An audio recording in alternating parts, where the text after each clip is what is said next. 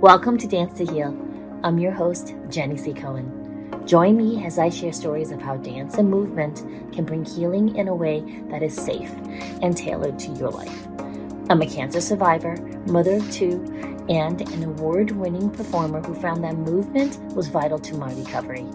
I created Dance to Heal Wellness and also authored the best-selling book, Outside in Recovery, Dancing My Way Back to Myself After Breast Cancer. I will bring new techniques to help you on your dance journey and healing path. Are you ready to move? Dance to Heal starts now. Kimly Hoang-Nakata is a learning success coach with a mission to empower students to unlock their full potential. She's a two-time award-winning author, credentialed teacher, devoted wife and mother of 3 children. She is also the proud founder of Achieve Education, a premier and personalized coaching service for K through 12 students. And without further ado, I am so excited to have Kimly here. Welcome, Kimly. Thank you for having me, Jenny. So, because I'm also a mom of 2 kids that I had to homeschool into college, and being an occupational therapist, I have learned a lot about my childhood and how important it was to provide certain things that as immigrants I wasn't allowed to have because my parents themselves were just trying to survive. I would love your story about why you are so passionate about this topic. Yes, first of all, I'm so honored to be here today with you, and I'm so excited to share because I believe everyone has a story, and everything has a story of its own. And my journey and immigrate to the United States at the age of 9, and you can imagine, starting life in a new country with no English, like basically start from ground zero again. And I struggle really, really um, much about adjusting to the culture, to the language. I just felt total lack of confidence in who I am, the language barrier. I came home crying almost every day to my dad, and my poor dad, just like you said, like any immigrant parents, they worked really hard every day just basically to survive. And so I felt really bad being the oldest sister and not being able to help my parents much other than trying to study really hard and try to help me holding the dictionary, trying to, look up every single word on my spelling list. So it was a total nightmare to learn. But I embrace experience, turned struggles into a motivation. And so that sparked it, like really sparked my interest in how to empower myself and really study hard and become successful. And so my journey started from struggles to success. So basically, that's how I started, becoming an educator, and my journey really reflected on my own experiences. I love that. I love that. And I want to introduce a term to our audience. I learned this word in therapy actually about oftentimes children of immigrants are parentified. We are expected to be little adults. You know, I had to take care of my brother. I was 18 months old when he was born. And my childhood, which I didn't really have one much of it before, anyways, it literally disappeared when he showed up because I was expected to raise my brother. Like I'm his older sister. A lot of cultures do that. It's not just Asian, right, Yes, Kimberly? I could totally And relate. Yes. right, yeah. Mhm. And I love what you do, though. You remind us children need to be children. Tell us what are some really important things children need to have? Um, I mean, I basically I grew up in like a post-war time in Vietnam, so I always wish to have a little doll and time with my parents, basically, but just life wasn't really all that not in our favor at the time. So I had to invent my own toys, pretend that I have my little doll using um, two sticks, trying to put them together, put leaves over the sticks, pretend that's my doll, and just rocking it back and forth in a little, um, you know, boat that I pretended to be a boat. So basically, my dream, just to have the time to imagine, have that magical, you know, piece. And I think that's part of my childhood. What I dreamed to to to do is being my own little world, my imagination. And I think that's one of the reasons why I love children's book. And we can talk more about that later. Yes, yes. Let's make sure we put a pin on that because we do want to come back to that. Yes. I love the reminder to the audience. Children need to play. Yes. Children need time with their parents. Yes, we do have a large amount of the world right now where we need to work, right? We Mm. have to pay the bills. Yeah. And we understand that. That's not what we're saying that you shouldn't work to pay the bills for your family. Mm. At the same time, for me growing up, my father's only day off was on Monday when they would close the restaurant. And instead of us spending family time to have conversations about maybe his childhood, right? Mm. Because my dad was escaping trauma all his life of being extremely poor and the eldest son, so he had to raise everybody and bring everybody up. Mm. He would use his days off to put us in the car and just drive for hours as far away as possible and then drive back, and those were his days off. Right. Wow. And there's something to be said about the play. You wanted a doll. Hmm. I think I got the only stuffed animal my parents were willing to buy. So my brother was out of luck. He didn't get the kitten stuffed animal. He Mm. made a dog out of a pillow when we first came to the States. And I was the oldest sister, and that was the first time ever I got a gift and my brother didn't. Because when I was raised, having a son was praised and valued over having a daughter. Hmm.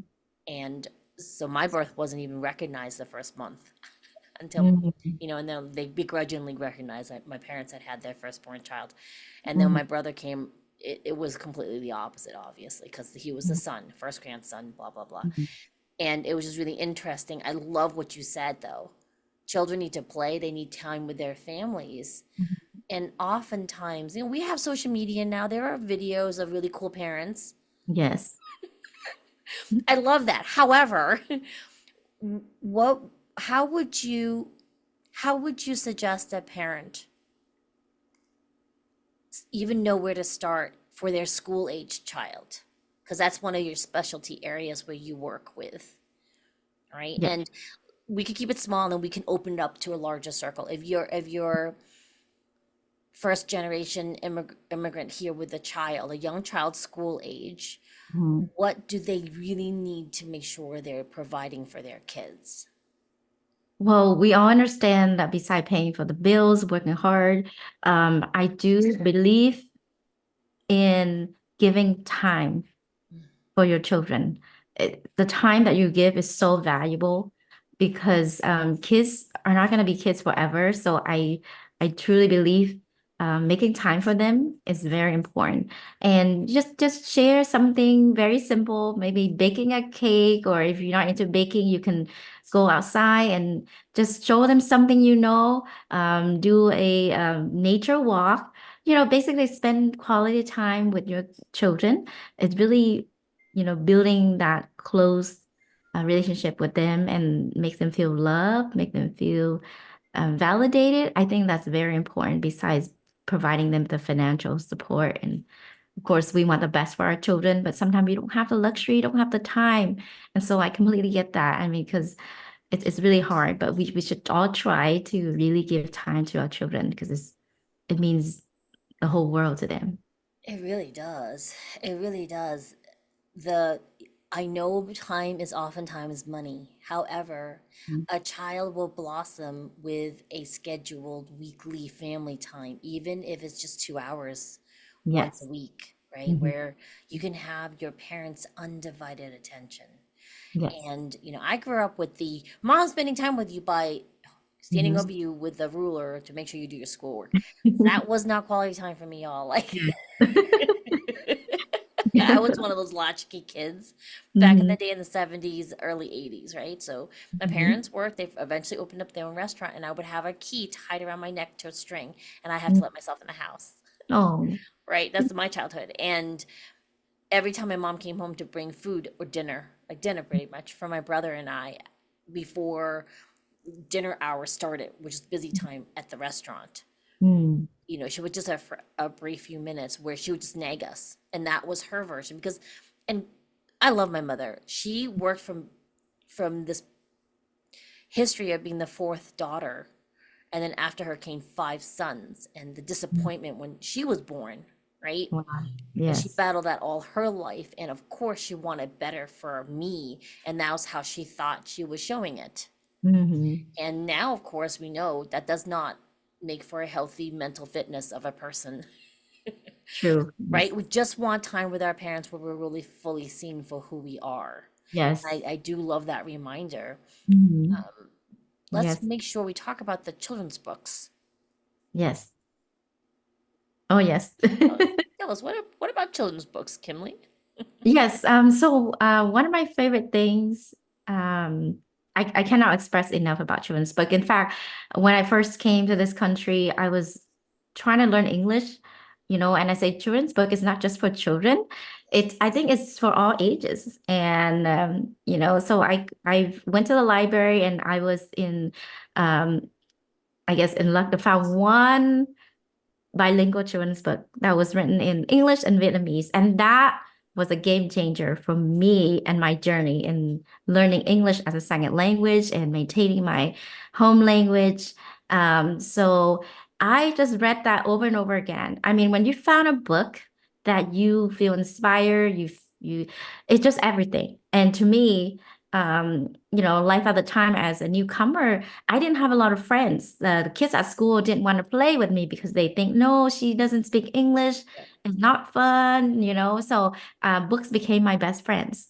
And so every day I went to the library and, check out stacks of books. I mean, I went to the counter and my stack of books were like taller than me.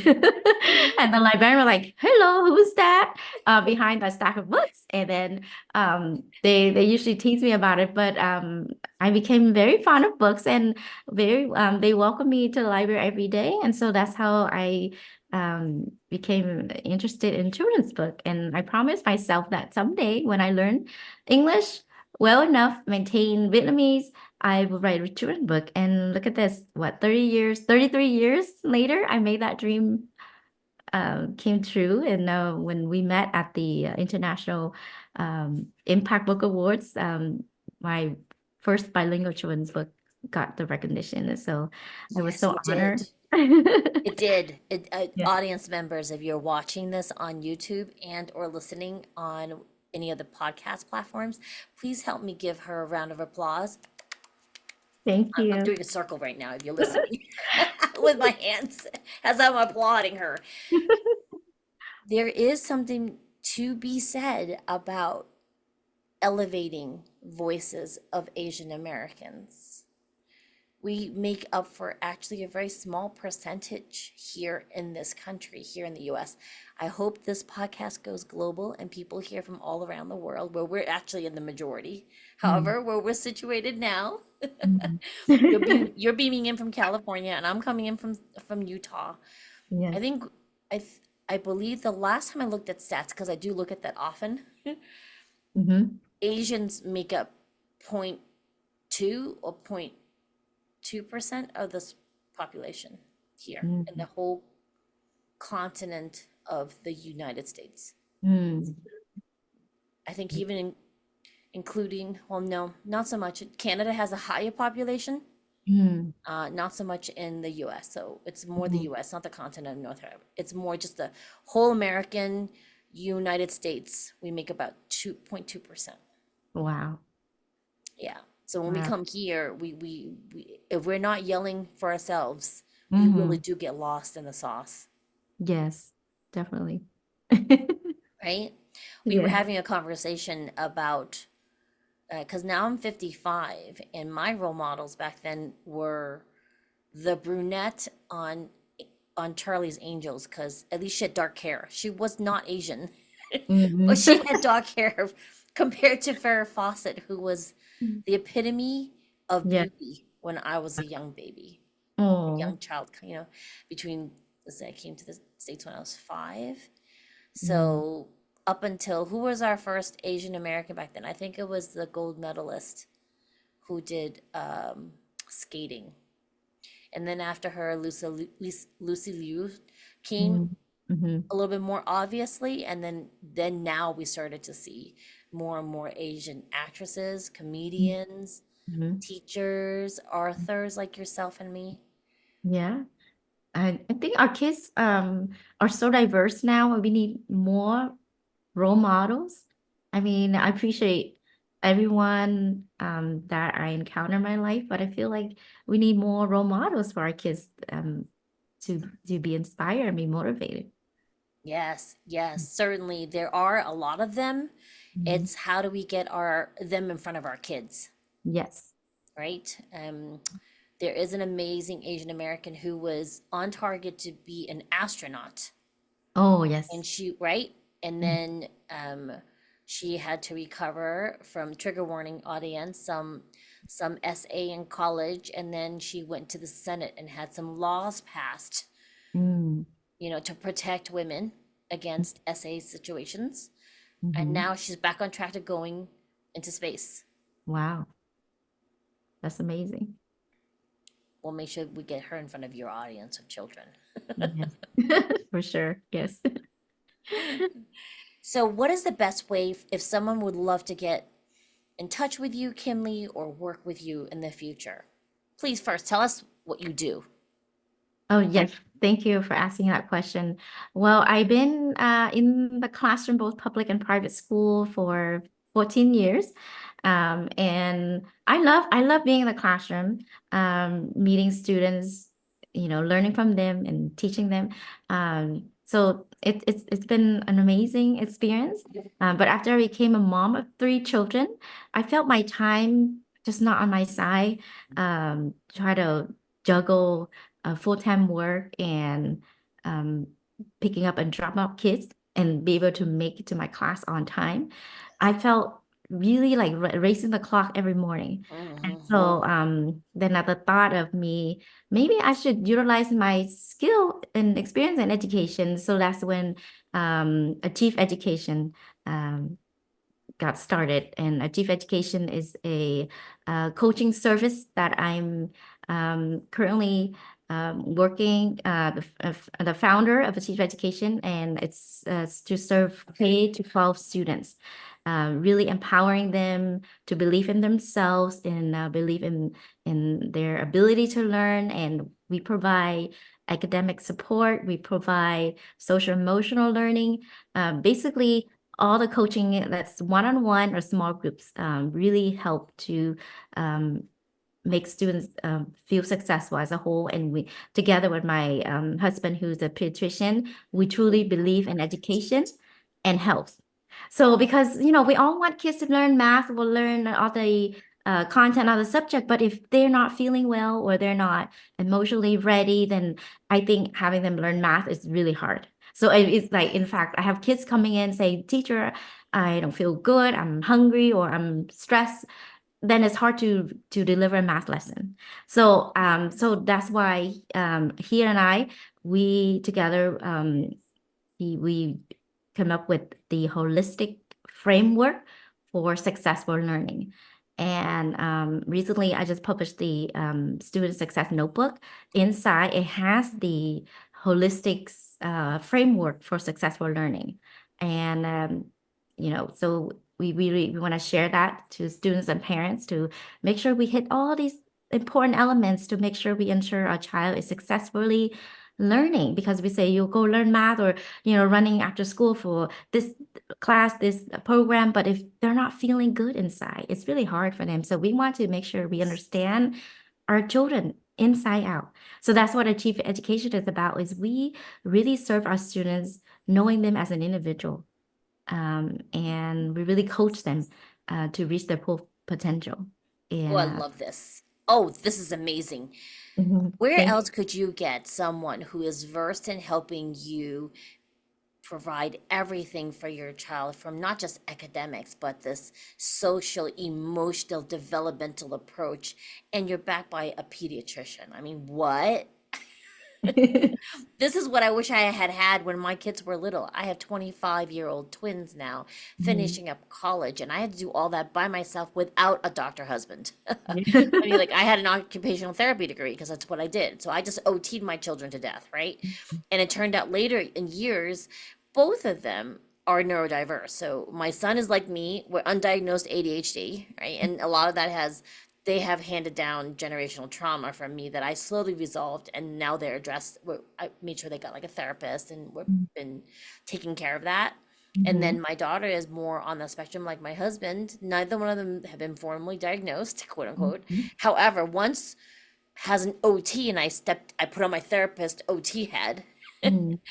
and thought, well, what do we need? And I realized, wow, all the things that I did with my husband, I started doing with my daughter during the homeschooling aspect of it. And she's Mhm. been thriving. Nice. And not everyone has an OT degree, y'all. Like, Yeah. or, and here yet you have Kimly and her husband, Dr. Nakata, yes? Yes.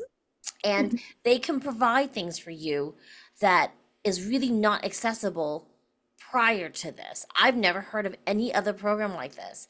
Where can they find you? Yes, so we are on our website at achieve.education, and you can email us support at achieve.education. Beautiful. So Chief as in CHIEF. Yes. No, Beautiful. achieve. Achieve is Oh, a achieve. yes, achieve like to achieve something, that's achieve. Okay, Like so it you is want you. support at achieve. ACHIEVE Yes, dot dot education. education. Perfect. And I like that. That's Thank. not, that's a very easy. Let's make sure we have Mhm. that. In the Yes. episode descriptors, I'll put that Mhm. down. Yes. Ooh, are you flashing So something at us? yeah, we have our brochure here, so we can provide the link so you can find more information. Perfect. And Perfect. I love that. And so currently, right now, you're serving families of K through 12 grade children, correct? yes, and also my husband also wants to share his journey and success strategies for those who want to become doctors.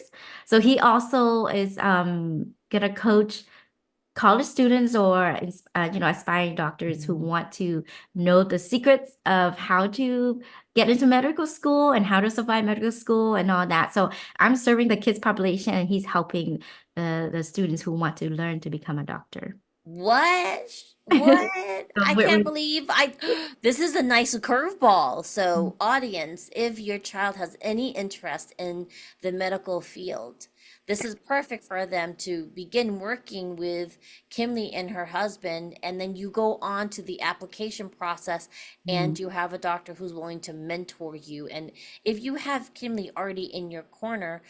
sometimes, right, parents don't understand how important it is Mhm. to have the services Yes. that you both provide. It is definitely a team approach.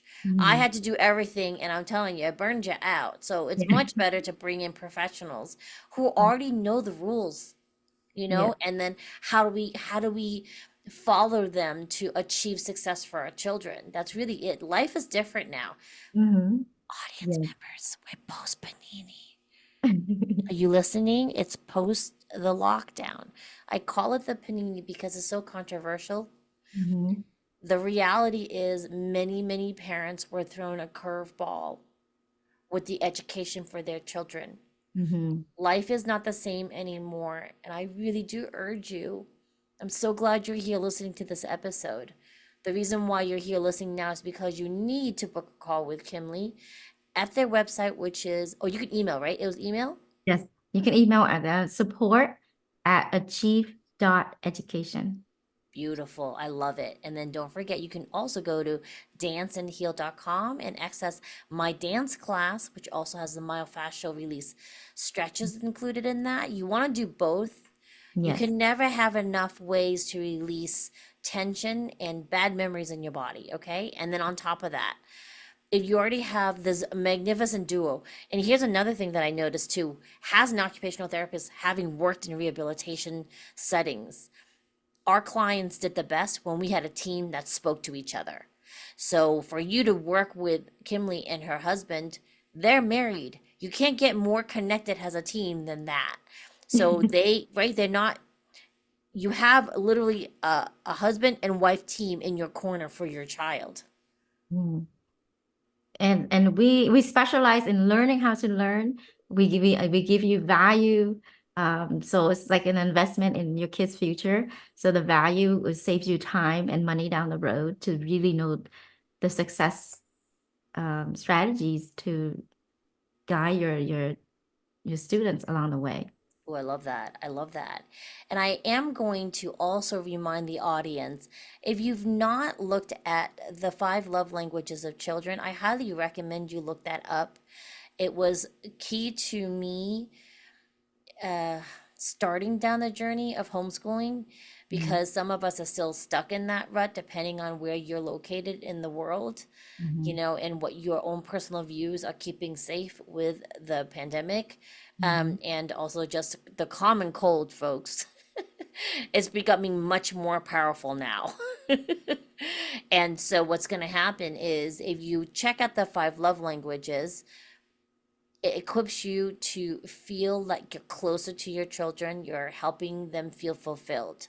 What else would you add to that, Kimberly, for parents who um, may be struggling right now and they may not be able to immediately reach out to you and your husband? What are Mhm. some other things that parents can do to make sure they're maximizing how to care for their kids during these times? Mhm. Oh yes, and by the way, the five love language of children, it's just amazing. It's like it opens a new perspective of how we help our children. And so, yes, I can agree more with that. But at the same time, you can just be available to your children, as I mentioned before, giving time. Um, it is very powerful. So sometimes it's just a little get together, and if you have multiple children, make sure you carve out that one-on-one time. Because I also have a 13-year-old daughter, and um, my 5-year-old and my 4-year-old son. So I want to make sure I have time for all three children, but it's much more powerful when you have one-on-one time for each kid, especially my teenager who really needs you in a different way now.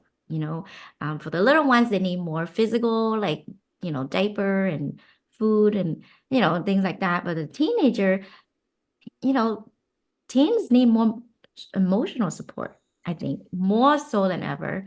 And so having time, and for us, I like to take her out for boba, boba milk tea, something that she likes, but in moderation, I can't just consume that a lot. But what I meant is just The one-on-one, time.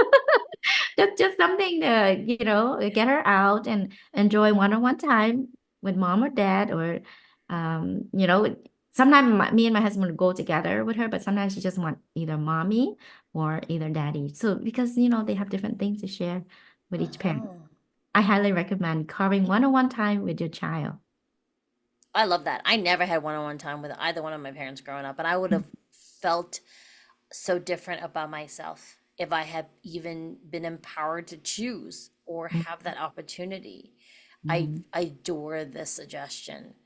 I Mhm. really do love it. I think what happens is people forget how important it is to be seen for just yourself.